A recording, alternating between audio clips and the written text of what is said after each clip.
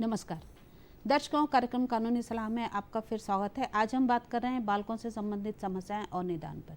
बातचीत के लिए हमारे साथ हैं अध्यक्ष बाल कल्याण समिति भोपाल श्रीमती जागृति सिंह किरार जी। मैडम, कार्यक्रम कानूनी सलाह में आपका बहुत बहुत स्वागत है। धन्यवाद चित्रा जी।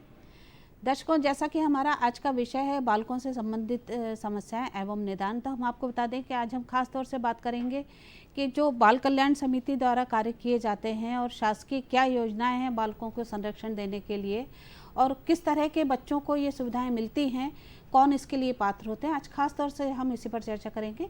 कार्यक्रम शुरू करने से पहले हम आपको बता दें कि हमारा ये कार्यक्रम लाइव फोन इन कार्यक्रम है और इसके माध्यम से आप सीधे हमसे जुड़कर सवाल कर सकते हैं। हमारा टोल फ्री नंबर है 1800-233-0040। दूसरा नंबर है 0755-266-0049। टेलीफोन नंबर एक बार फिर नोट कर लें 1800-233-0040, 0755-266-0049। आइए कार्यक्रम शुरू करते हैं। मैडम, सबसे पहले आपसे जानना चाहेंगे, आप बाल कल्याण समिति में अध्यक्ष हैं और काफ़ी समय से कार्य कर रही हैं, तो बाल कल्याण समिति द्वारा बच्चों के संरक्षण से संबंधित क्या क्या कार्य किए जाते हैं? सबसे पहले तो मैं आपको बाल कल्याण समिति के बारे में थोड़ा सा बताना चाहूँगी कि बाल कल्याण समिति जो है वो किशोर न्याय अधिनियम के तहत एक न्यायिक निकाय है जिसमें एक अध्यक्ष और 4 सदस्य होते हैं। तो इनसे मिलकर एक न्यायपीठ बनती है जो प्रथम वर्ग न्यायिक मजिस्ट्रेट की शक्तियाँ जिसे प्राप्त होती हैं जी। और इसमें बच्चों के संरक्षण से संबंधित हम जो काम करते हैं, बच्चों को शिशु गृह के माध्यम से, बाल गृह के माध्यम से और विभिन्न योजनाओं के माध्यम से हम बच्चों को संरक्षण प्रदान करते हैं जी। तो बच्चों को संरक्षण के लिए हम लोग बच्चों को शिशु गृह में जो बच्चों को संरक्षण दिया जाता है उसमें 0 से 6 वर्ष तक के बच्चों को शिशु गृह में संरक्षण दिया जाता है और 6 वर्ष से अधिक और 18 वर्ष तक के बच्चों को जो संरक्षण का कार्य है वो बाल गृहों के माध्यम से हमारे यहाँ शासकीय और अशासकीय दोनों तरह के बाल गृह हैं और जो जे एक्ट के तहत रजिस्टर्ड होते हैं उन बाल गृहों में हम बच्चों को संरक्षण प्रदान करते हैं जी। आपने बताया शासकीय और अशासकीय दोनों हैं, तो क्या ये क्या फ़र्क है इनमें? शासकीय बाल गृह शासन द्वारा जो रन करते हैं और अशासकीय बाल गृह शासन द्वारा मान्यता प्राप्त होते हैं जो रजिस्टर्ड होते हैं जे एक्ट के थ्रू जी। आपने बताया कि बाल कल्याण समिति द्वारा बच्चों के लिए काफ़ी सारे कार्य किए जाते हैं उनके संरक्षण के संबंध में। तो अगर हम बात करें लापता बच्चों की श्रेणी की, तो लापता बच्चों की श्रेणी में किसे माना गया है CWC में? लापता बच्चे, हम उन बच्चों को लापता बच्चे कहेंगे जो अपने जैविक माता पिता या दत्तक माता पिता या अपने विधिक संरक्षण से, उनकी संरक्षकता से दूर चले जाते हैं। जो बच्चे किसी उस संरक्षण से दूर जाने के लिए बच्चे या तो अपने घर से बाहर चले जाएं, गुस्सा होकर परिवार से निकल जाएं, वो बच्चे लापता बच्चे की श्रेणी में आ जाते हैं। दूसरे उस तरह के बच्चे जो आने जाने के परिवहन के दौरान अपने माता पिता से दूर हो जाते हैं। मान लीजिए माता पिता ट्रेन से उतर गए किसी कारण से पानी लेने, कुछ लेने के लिए, और बच्चा ट्रेन छूट गई, बच्चा ट्रेन में रह गया, बच्चा लापता कहलाएगा। या फिर किसी तरह के कोई जो आपराधिक प्रवृत्ति के जो व्यक्ति होते हैं वो बहला फुसला के बच्चों को किसी तरह का लालच दे के ले जाते हैं। ह्यूमन ट्रैफिकिंग में भी इस तरह के केसेस आते हैं कि बच्चे लापता हो जाते हैं, बहला फुसला के बच्चों को ले जाया जाता है और फिर उन्हें गलत प्रवृत्ति में और अन्य अपराधों की ओर संलिप्त कर दिया जाता है बच्चों को। तो सारे बच्चे लापता की श्रेणी में आएंगे जी। आपने बताया कि ये काफ़ी सारे कारण हैं जिनके जो लापता बच्चे होते हैं उनके वजह कि ये क्यों होते हैं, उन्हें ढूंढने के लिए क्या प्रयास किए जाते हैं? यदि हम CWC की बात करें या जो भी योजनाएं हैं, ऐसे बच्चों को ढूंढने के लिए क्या प्रयास किए जाते हैं? सबसे पहले तो हमारे यहाँ एक ट्रैक द मिसिंग पोर्टल जी है, तो उस पर हमारे यहाँ जो भी बच्चा आता है अगर जिसका हमें पता चलता है तो उसकी जानकारी सबसे हम ट्रैक द मिसिंग पोर्टल पे जानकारी उसकी उपलब्ध करवा देते हैं, जिससे कि बच्चे के बारे में पता चला। इसके अलावा हम लोग उस जिस जगह बच्चा पाया जाता है उसके आसपास के जितने भी थाने होते हैं उन सबको सूचित करते हैं। उस बच्चे की जो भी हमें जानकारी प्राप्त होती है वो जानकारी बच्चे को देके उनके माध्यम से पता लगाया जाता है। इसके अलावा हमारे पास जो बाल गृह हैं और चाइल्ड लाइन्स हैं, रेलवे चाइल्ड लाइन्स हैं, उनके माध्यम से भी, क्योंकि हम लोगों का एक जाल फैला हुआ है पूरे प्रदेश ही नहीं पूरे देश भर में, तो हम लोगों के सोशल मीडिया पे ग्रुप्स बने हुए हैं, तो हम उन ग्रुप्स के माध्यम से भी बच्चे की जानकारी उन ग्रुप्स में भेज के बच्चे के बारे में पता करने का प्रयास करते हैं। बहुत ज़्यादा बार ऐसा होता है कि रन अवे चाइल्ड ज़्यादा हमारे यहाँ आते हैं जी। तो वो उनकी प्रवृत्ति बन जाती है एक बार घर से निकलने की, तो बच्चा तो लापता होगा ही, लेकिन लापता बच्चे की श्रेणी में ही आएगा, तो वो बच्चे तो जनरली मिल ही जाते हैं हम लोगों को कि वो जल्दी से क्या तात्पर्य है, जो बच्चे घर से भाग जाते हैं किसी भी कारण बस। हमारे पास बहुत से बच्चे ऐसे आते हैं कि जो बच्चे है ना, मान लीजिए पिताजी ने मोबाइल नहीं दिलवाया, घर से निकल गए, या कुछ भी चीज़ हुई, गुस्सा हुए, घर से निकलने की प्रवृत्ति कुछ बच्चों में पाई जाती, तो ऐसे काफ़ी बच्चे हमारे यहाँ आते हैं जी।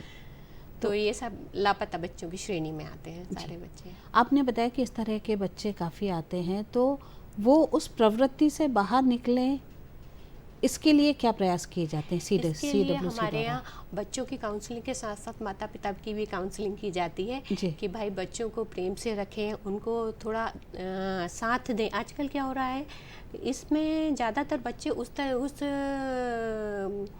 एक विशेष तबके के होते हैं कि माता पिता मजदूरी पे निकल जाते हैं, या फिर किसी कारण से माता पिता बच्चों के साथ नहीं रह पाते, बच्चा घर में अकेला, या तो वो गलत आदतों में पड़ जाता है किसी, या फिर उनको इस तरह की प्रवृत्ति हो जाती है, बच्चों को बाहर घूमने लगते हैं और वो नशे के भी आदी हो जाते हैं कई बार। तो जब घर में उनको डांट फटकार पड़ती है तो बच्चे फिर घर से निकल जाते हैं। बिल्कुल, आपका कहना बिल्कुल सही है कि बच्चा अगर उपेक्षित महसूस करता है तो फिर वो दूसरे रास्ते तलाशता है। तो हम माता पिता को यही कहते हैं कि वो बच्चों को ज़्यादा से ज़्यादा समय जितना भी उनके पास हो वो बिताएं, उनसे भावनात्मक रूप से बच्चा एक्चुअली जुड़े। बिल्कुल, तो ये है। बिल्कुल, आपने बिल्कुल सही कहा कि जब तक भावनात्मक रूप से नहीं जुड़ेगा तब तक वो कैसे अपने पेरेंट्स के पास रह पाएगा और कैसे स्वीकार कर पाएगा चीज़ों को। आपने बताया कि CWC द्वारा कार्य किए जाते हैं ढूंढने के लिए। अगर हम बात करें NGO की, और जो दूसरे और कौन से लोग हैं जो इसमें मदद कर सकते हैं, जो लापता बच्चे हैं उन्हें ढूंढने में, किन किन की भूमिका महत्वपूर्ण है? देखिए, जैसे कि मैंने पहले भी बताया है कि पुलिस तो एक मेन है ही, इसके अलावा हमारे यहाँ चाइल्ड लाइन जी और रेलवे चाइल्ड लाइन और एनजीओ में एक्चुअली क्या है, एनजीओ जो है अपने ग्रुप्स बना के विभिन्न बस्तियों में काम करते हैं, उनके सोशल वर्कर होते हैं, तो वो निचले स्तर पे अपनी सूचनाएं वहाँ तक पहुँचाएं, उनके माध्यम से भी वो एक अच्छा काम कर लेते हैं और बच्चे जल्दी से जल्दी पता चल जाता है बच्चों को। बिल्कुल, आपने बिल्कुल सही कहा कि उस स्तर पर प्रयास करें तो बच्चा जल्दी मिल जाता है। यदि किसी को कोई लापता बच्चा मिलता है, किसी की नज़र में आता है, तो उसे क्या करना चाहिए और वो कहाँ संपर्क करे? एक लेमैन को नहीं पता होता कि उस बच्चे को कहाँ लेकर जाए पुलिस के अलावा। बिल्कुल, आप ये सही कह रही हैं। सबसे पहले तो 1098 चाइल्ड लाइन का हेल्पलाइन नंबर है, तो सबसे पहले उस पर कॉल करना चाहिए अगर किसी को पता है तो। अगर किसी को पता नहीं है तो वो पुलिस के माध्यम से या वो सीधे CWC के भी आ सकता है, लेकिन आई थिंक CWC का लोगों को कम इस बारे में जानकारी कम है, तो पुलिस के माध्यम से हमारे यहाँ ज़्यादा आते हैं और पुलिस को कॉल करे या फिर 1098 पे कॉल करेगा हेल्पलाइन को, तो वो सीधे हम 24 घंटे के अंदर बच्चे को हमारे सामने ही प्रस्तुत करते हैं CWC के समक्ष। जी दर्शकों, जैसा कि हमारे एक्सपर्ट ने बताया कि यदि कोई बच्चा मिलता है तो एक हेल्पलाइन नंबर है 1098 चाइल्ड नंबर। आप सीधे इस पर संपर्क करें तो सीधे आपका संपर्क CWC से हो जाएगा और उस बच्चे के लिए जो भी ज़रूरी आवश्यकता है वो उपलब्ध करा दी जाएंगी। बिल्कुल। और उसको जो भी उसके संरक्षण की ज़रूरत है वो उसको सारी वहाँ बिल्कुल। जैसे ही बच्चा हमारे पास आएगा जी, और तो हम उसे सबसे पहले उसके बात करते हैं, काउंसलिंग करके उसको थोड़ा सा रिलैक्स फील करवाते हैं, जिससे कि वो क्या होता है, जब बच्चा इन परिस्थितियों में आता है एकदम डरा हुआ सहमा हुआ बच्चा होता है, तो उसे थोड़ा सा रिलैक्स करवाना ज़रूरी होता है। उसकी काउंसलिंग करते हैं, आराम से उससे बात करते हैं, पहले बेटा खाना खा, पानी पी, अच्छे से बैठ, आराम कर, फिर बता कि अब कहाँ कैसे क्या हुआ आपके साथ। तो वो धीरे से उससे बात करते हैं। कई बार बच्चा एक बार में 2 बार में सही भी नहीं बताता। आजकल बच्चों में मतलब हमारे यहाँ हम कुछ केसेस में देखते हैं कि बच्चों में प्रवृत्ति हो रही है कि वो झूठ भी बोल देते हैं। बिल्कुल। कि कई बार बच्चों ने हमें ये बताया है कि मैडम हमारा तो परिवार ही नहीं है, माँ मर गई, पिताजी कहीं चले गए, और बाद में जब हम दूसरी और तीसरी काउंसलिंग के दौरान हमको ये पता चलता है कि उनका पूरा परिवार मौजूद है, और वो केवल गुस्से में बच्चे ने बोल दिया कि हमारा कोई नहीं है। इस तरह भी भावनात्मक रूप से कहीं ना कहीं हर्ट होते हैं और वो इस हद तक चले जाते हैं। बिल्कुल, बड़ी ज़रूरत है उनको भावनात्मक रूप से संभालने की, बहुत ज़रूरत है, बहुत ज़्यादा। मैडम, हम चाइल्ड लेबर की बात करें तो चाइल्ड लेबर कोड क्या है और इसके अंतर्गत क्या क्या आता है? जी, चाइल्ड लेबर कोड मैडम जो ये है कि एक श्रम विभाग के अधीन बच्चों के लिए, बच्चों को श्रम से मुक्त करने के लिए बनाई गई एक कोड है। और इसमें जो 18 साल तक के बच्चे हैं उन बच्चों को जो है श्रम हम नहीं करवा सकते। इससे संबंधित कानून नियम से चलता है चाइल्ड लेबर कोड। जी, किस उम्र के बच्चों से चाइल्ड लेबर नहीं कराया जा सकता? देखिए, जो 0 से 14 साल तक के बच्चे हैं उनसे तो हम बिल्कुल चाइल्ड लेबर श्रम उनसे बिल्कुल नहीं करवा सकते, क्योंकि वो परिपक्व नहीं होते, उनकी मानसिक स्थिति भी उतनी स्थिर नहीं होती कि वो लग के किसी काम को करवाएं, और फिर उनका समय, उस समय उनका शरीर और उनका मन और उनका भविष्य बनाने के लिए हमको उनको शिक्षित करना होता है। अगर हम इन कामों में लगा देंगे तो कैसे बच्चे का विकास हो पाएगा? तो इन सब चीज़ों के लिए हम 0 से 14 तक के बच्चे को तो बिल्कुल ही काम करने की ज़रूरत नहीं देता हमारा कानून। लेकिन 14 से 18 साल तक का बच्चा अगर है कोई, तो उन्हें कुछ काम करने की ज़रूरत है, लेकिन ऐसी परिस्थितियों में जो उसके जीवन के लिए संकट पैदा ना करे। जैसे खदानों में काम नहीं कर सकते, किसी केमिकल फैक्ट्री में बच्चा काम नहीं कर सकता, तो इस तरह किसी भी खतरनाक परिस्थितियों में बच्चा काम नहीं करेगा। इसके अलावा हमारे यहाँ कानून में ये भी प्रोविज़न है कि बच्चों के लिए काम के घंटे निश्चित होंगे। सुबह अगर कोई छोटा बच्चा है तो रात को 8 बजे से सुबह 7 बजे के दौरान काम नहीं करेगा। उसके निश्चित है कि रात्रिकालीन काम उसके लिए नहीं होंगे, कोई ओवर टाइम नहीं करेगा बच्चा, और बच्चे को काम के दौरान बीच में उसको हमको टाइम देना होगा, खाने के लिए, आराम के लिए समय देना होगा, और सप्ताह में उसको 1 दिन की छुट्टी भी देनी होगी।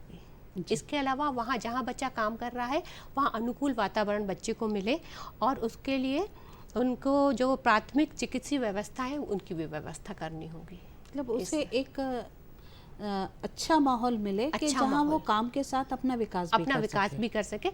बहुत जगह इसमें रात्रिकालीन शिक्षण की भी व्यवस्थाएं की गई है कि अगर बच्चा दिन में काम कर रहा है कहीं पे, तो फिर उसकी पढ़ाई प्रभावित ना हो, तो रात्रि जो पाठशालाएं होती हैं तो बच्चे को वहाँ पढ़ाया जाता है। जी मैडम, वो कौन से बच्चे होते हैं जिनको अधिक देखभाल और संरक्षण की आवश्यकता होती है? CWC के तहत किन बच्चों को माना गया है? जी, देखिए, हमारे यहाँ जो देखभाल और संरक्षण के बच्चे जो हैं, CNCP बच्चे, वो 4 कैटेगरी में होते हैं।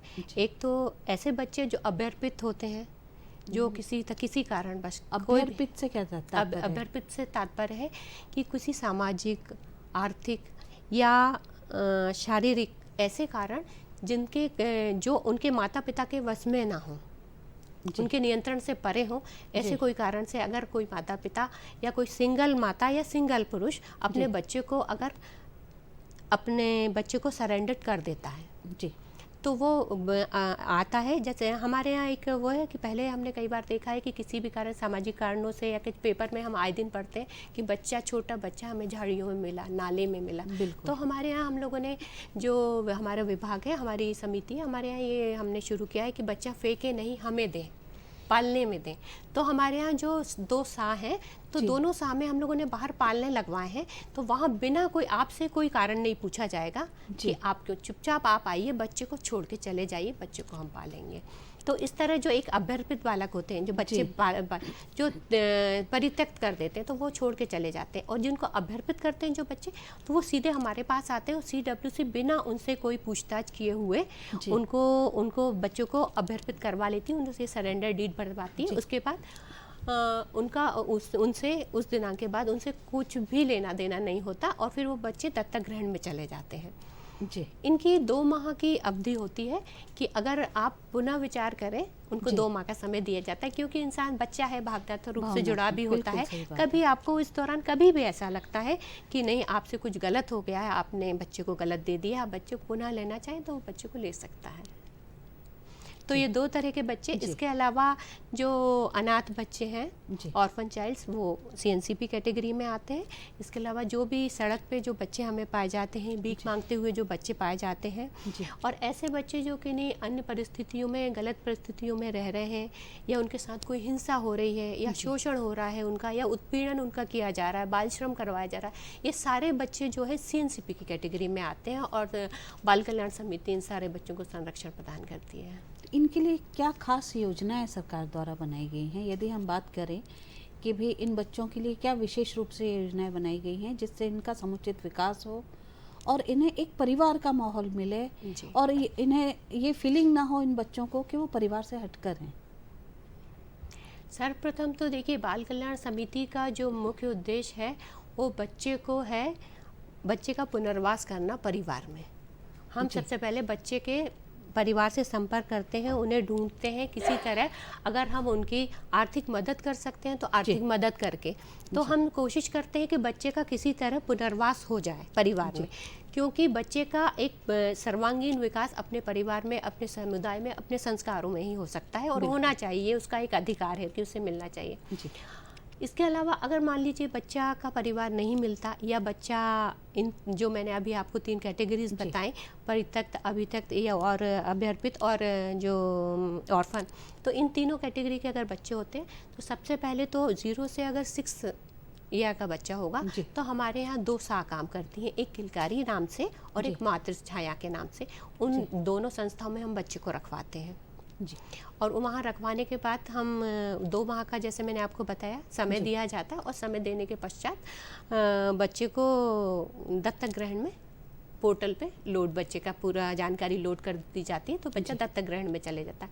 इसके अलावा हम इससे बड़े बच्चे रहते हैं, जो 6 वर्ष से अधिक के बच्चे, उनको बाल गृहों के माध्यम से दिया जाता है संरक्षण। बाल गृहों में सारी सुविधाएं रहती हैं, और वहाँ बच्चे का खाना पीना, शिक्षण और उचित इलाज, उचित उनको प्रशिक्षण, सब कुछ उपलब्ध कराया जाता है, तो इसके माध्यम से दिया जाता है। इसके अलावा जो बच्चे परिवार के साथ अपने समुदाय में रहना चाहते हैं और किसी तरह से उनकी आर्थिक परेशानियां हैं, उनके लिए स्पॉन्सरशिप की योजना है जो सरकार द्वारा चलाई गई। तो स्पॉन्सरशिप की जो योजना है, उसके तहत बच्चों को 4,000 रुपये प्रति माह दिए जाते हैं।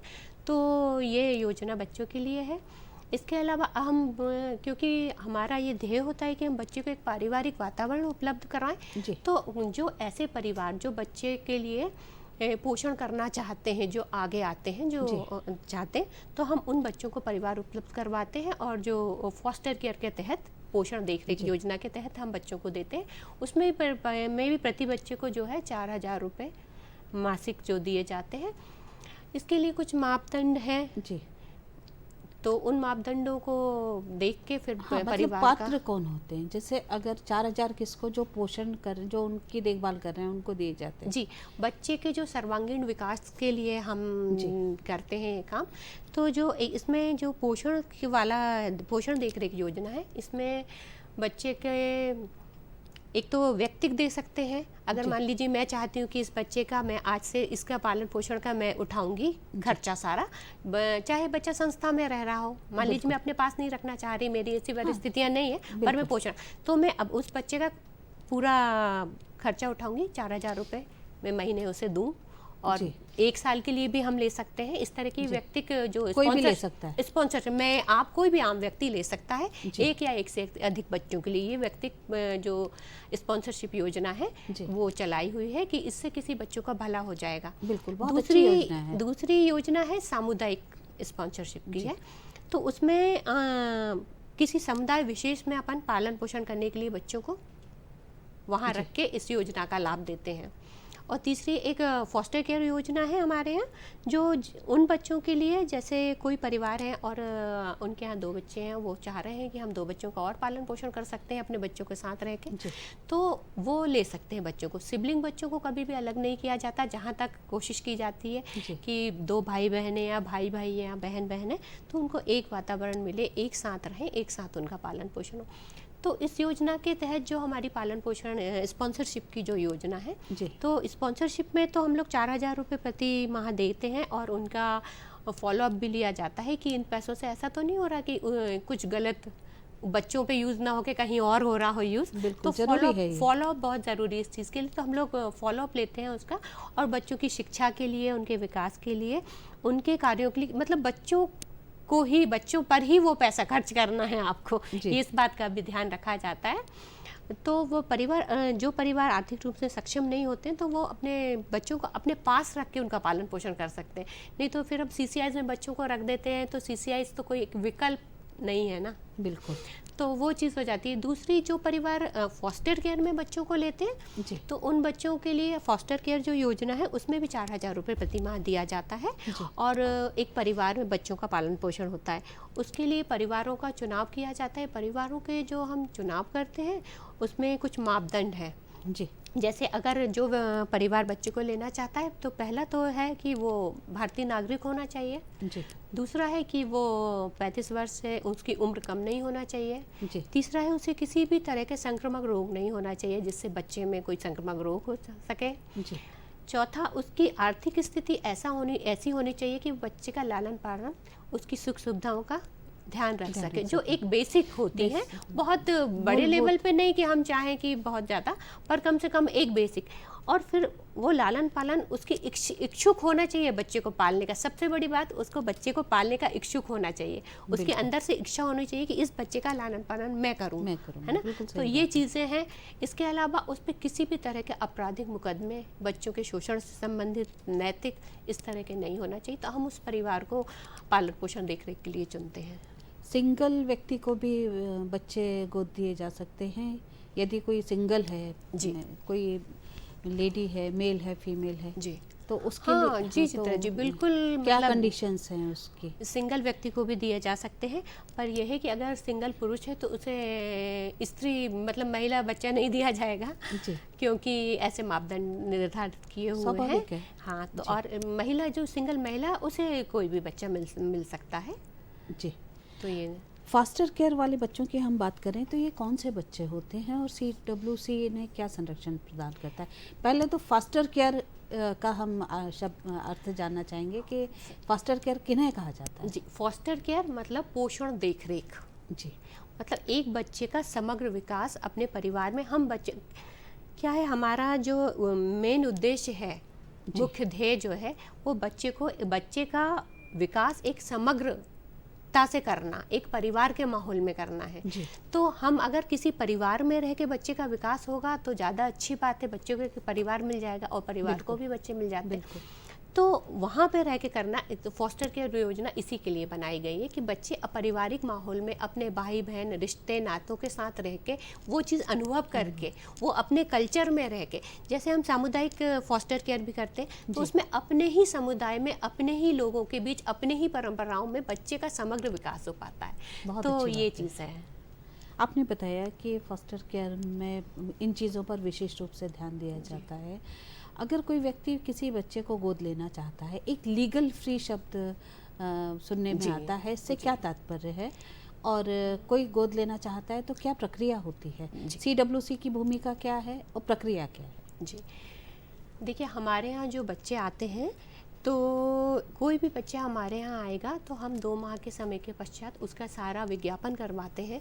तो सबसे पहले हम उसको ढूंढने की कोशिश करते हैं, उसके परिवार से संपर्क हो जाए। परिवार से संपर्क जैसे ही अगर हो जाता है तो हम बच्चे का परिवार में पुनर्वास कर दिया जाता है। अगर बच्चा परिवार में अपन सारे जितने भी हमारे पास साधन हैं, उन साधनों से ढूंढने के पश्चात भी बच्चे का परिवार नहीं मिलता है, बच्चे का किसी तरह से कोई अता पता नहीं चल पाता है, तो बच्चे को एक लीगल फ्री कर दिया जाता है, मतलब विधिक रूप से स्वतंत्र कर दिया जाता है बच्चे को कि हम उस समय में अगर कोई आ जाए, उनके परिजन, हम सारे विज्ञापन देने के पश्चात भी उस अवधि में तो बच्चा पुनर्वासित कर दिया। अगर नहीं आ पाएगा तो फिर बच्चे को, क्योंकि बच्चे को उस समय एक प्यार की, दुलार की, परिवार की आवश्यकता होती है। बच्चा बहुत छोटे भी होते हैं, बिल्कुल 18, वैसे भी 18 साल तक के बच्चे तो बच्चे ही कहलाते हैं। बहुत बहुत धन्यवाद, समय का अभाव है, हमें प्रोग्राम को यहीं विराम देना होगा।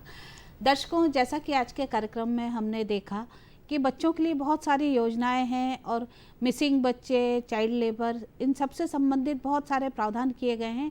ज़रूरत है जागरूक होने की और इनके बारे में जानकारी प्राप्त करने की। आज हम आपसे यही विदा लेते हैं, अगले अंक में फिर आपके सामने उपस्थित होंगे। तब तक के लिए आज्ञा दीजिए, नमस्कार।